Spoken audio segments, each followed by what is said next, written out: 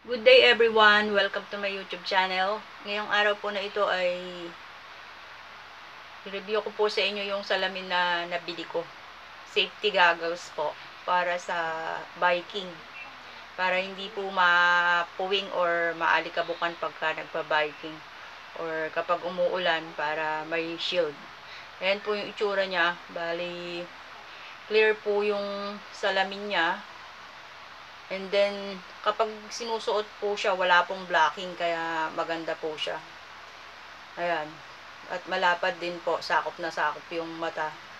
And yung plastic po niya na, matibay po yan, napakalinaw yan. Ayan, hanggang dito po yan sa likod.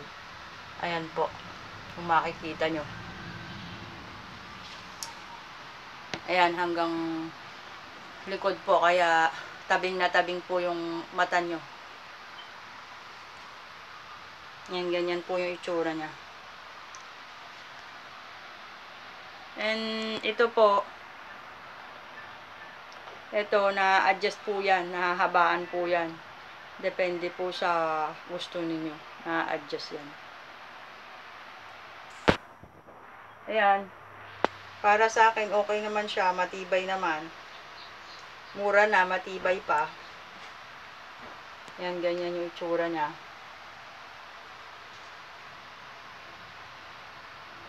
Sobrang linaw talaga niya pag sinuot siya sa labas.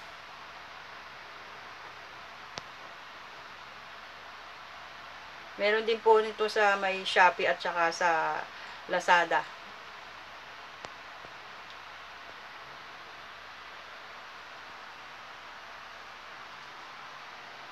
Yan. Yan po yung itsura ng salamin.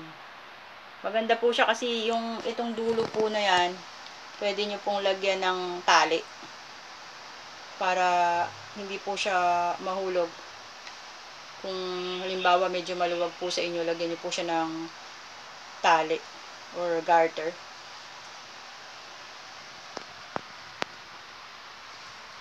Maraming salamat po sa panunood. God bless you all po.